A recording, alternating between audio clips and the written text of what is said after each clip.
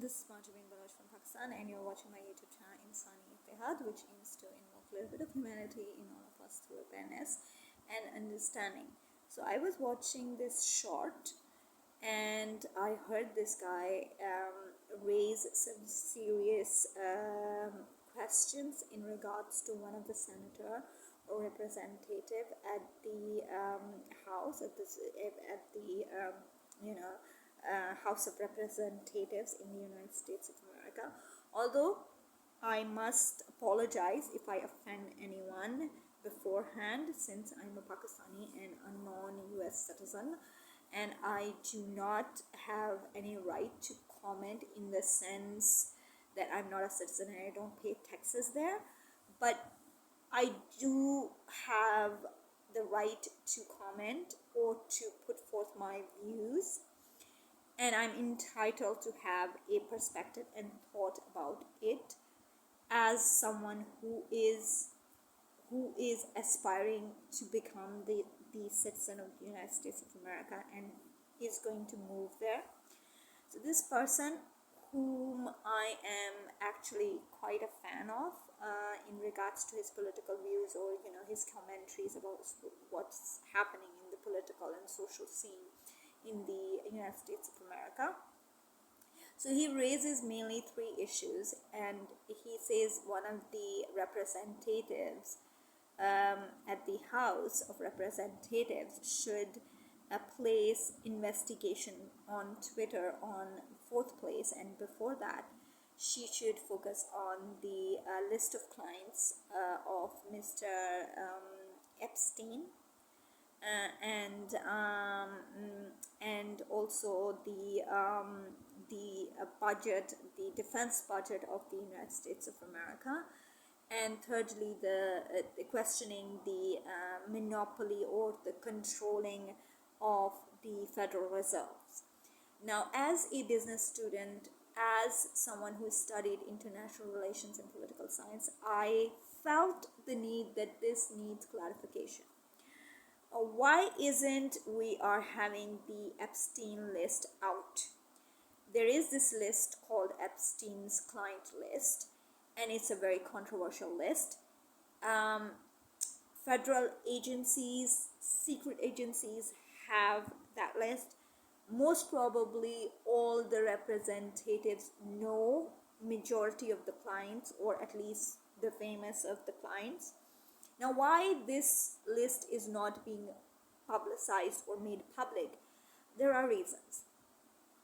Maybe in that list, for example, would include religious representatives of many faiths. Maybe that list would include some of the princes, or some of the states, head of states, or ambassadors, or whatever. What it does is that, yes, it's a sensitive information.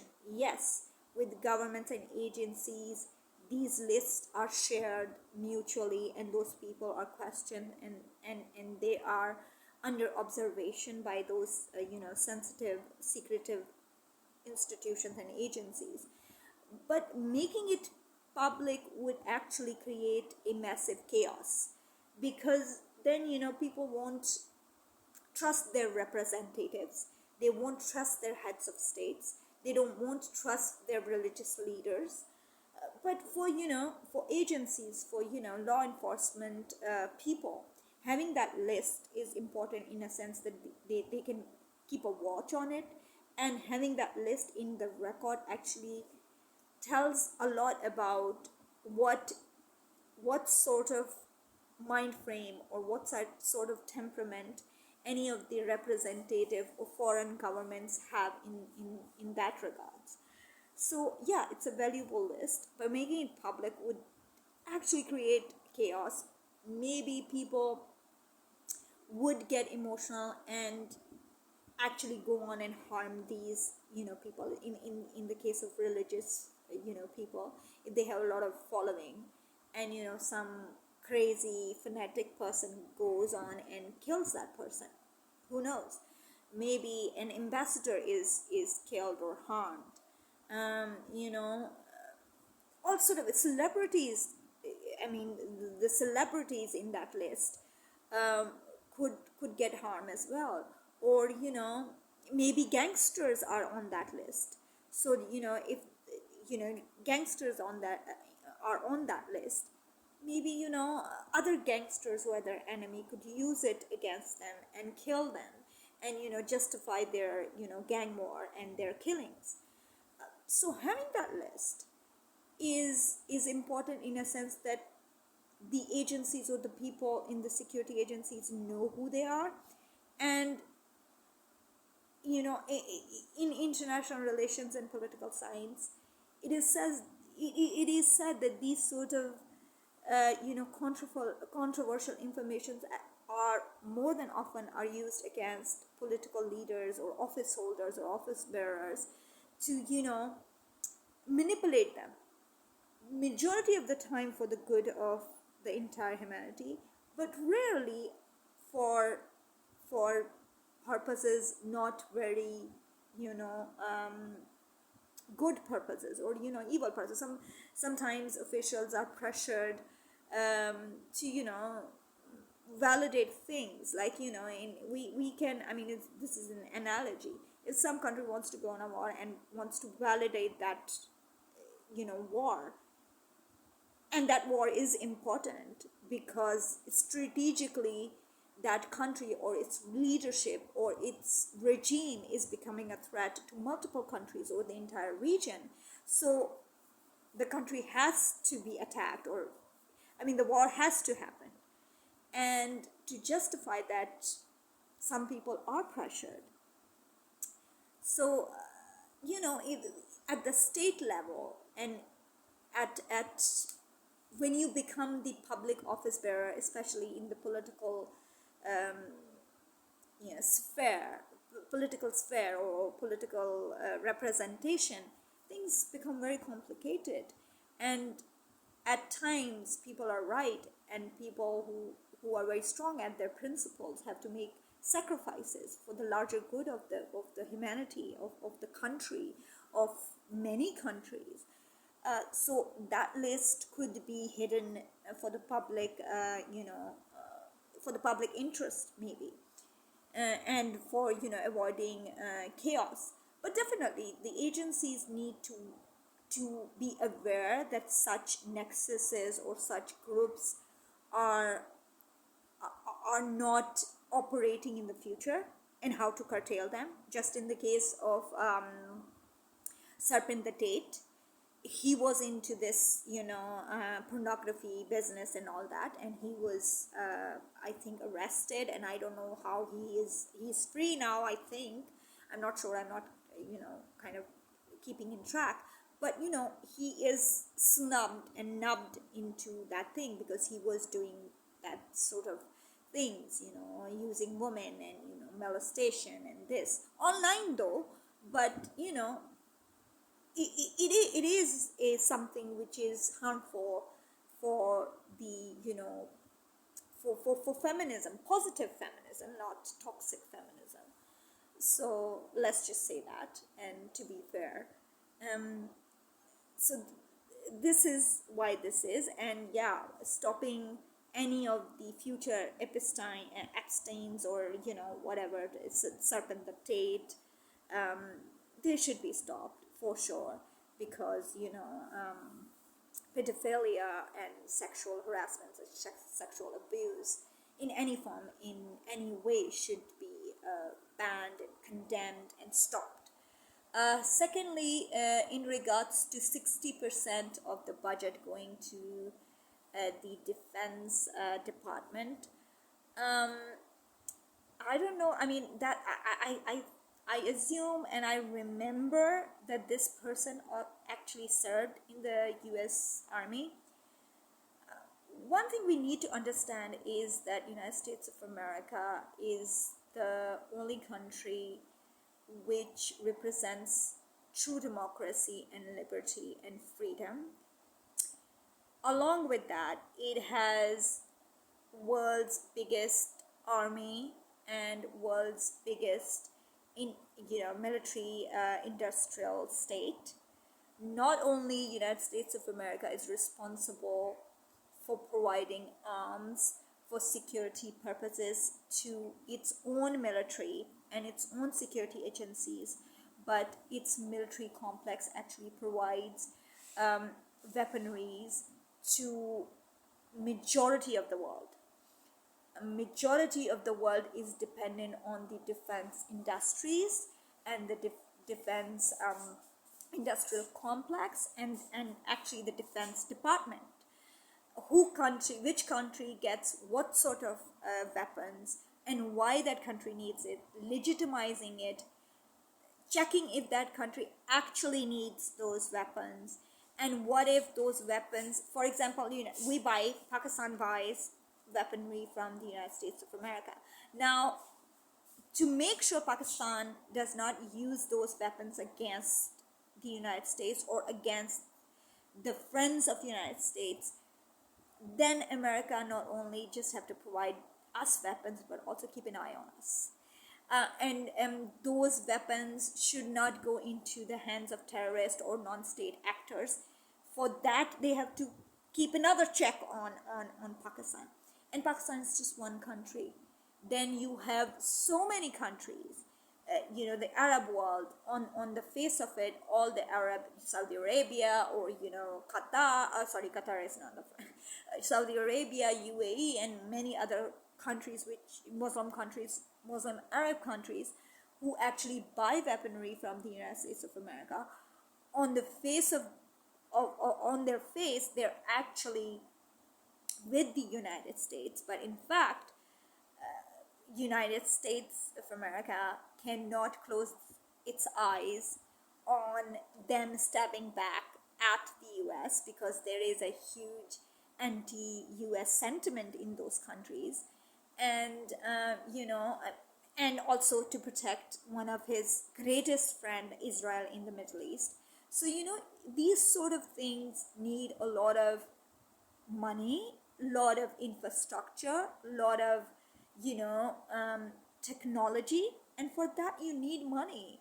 I mean, it's not like and then again, United States of America is the only country that everyone buys weapons from, and everybody also hates United States of America, the country which is under the most highest threat from outside attack or hatred is United States of America. And I mean, a tiny country like Japan actually attacked the US, and that is like not so long ago, 80 years ago, okay? Yeah, 78, somewhere around that. So we need to understand that, as long as radical countries like, North Korea, radical ideologies exist in Middle East, in Muslim countries, and even in Pakistan, Afghanistan, governments like Taliban's government exist in the world. People like, Putin, who have no regards for, any country's sovereignty, and they live in this, dreamy past of their own, which should actually be a shame for a leader like him, and he should actually look forward in the future for a better future, for a better Russia, for a better region. But he dreams about, and he stays in the past. So such countries, such leadership, such ideology actually is a huge threat to United States of America. So one might say that, okay, there is student loan, and there is healthcare issues, and there is unemployment, and there is inflation. Why are we having 60% budget for our defense department? But then you have to also acknowledge the ground realities, where the United States of America actually exists on this planet, and there are majority of countries which actually do not, in reality, do not actually like the US, and they would do anything and everything to destroy America and destroy those values: democracy, freedom, and liberty, and feminism, positive feminism. I'm not talking about the toxic and evil and out of raging feminism, but the whole idea of feminism was that women should be treated as equal human being with dignity and opportunities, and they should have a say in decision making of countries, of and they should participate in social and economic development. That sort of feminism is something which should be protected and promoted. Lastly, the Federal Reserve. I actually want to make a entirely separate video on on how the Federal Reserve actually works, how this whole mechanism of providing money, and how the money actually circulates, and how and why it is important to control that circulation. um, because it's a very deep concept, and as a business student I feel that it should be discussed separately and in depth. But one thing I will mention is that the Federal Reserve actually is responsible to having a balance where inflation does not go up and down, and it's not rapid. It is an institution and organization and agency to actually keep a track on things, keep a track on financial things, and keep a balance. And also, not only that, the Federal Reserve also keeps an eye on things or businesses which are illegal, and make sure that those illegal businesses are not merged into the legal businesses, and corrupt the entire economic system, where there is the definition of illegal and legal businesses, or legal or illegal economic activity, is blurred. And then everyone can be a gangster, could be a millionaire, just like someone who has given all his life to an idea. Say a drug dealer and a gangster in Colombia cannot be equal to Elon Musk, because they both, I mean, Federal Reserve's job is to keep a record on how things go about, how money circulates, where it circulates, and what are the trends, and how the whole system of economics can be on track. So I would actually make a separate video on that. Along with that, I would discuss another very controversial topic, so I hope you look forward to it. I'm really sorry I'm not making many of the videos. Reason being is actually the date of my visa for the US is coming closer, so I am trying to be a little cautious and focusing on that, and focusing on my preparation for going to the US, and actually starting all over. So I've been busy in that, and I thought that I should just focus on that rather than making. But this shot actually made me make this video a bit. Always, it's a longer one. I won't say a bit longer. It's a lot longer. But I hope you watch it and you get some understanding through what I just said. And I would try to make the next video about the Federal Reserve and the financial topic by tomorrow. Bazaar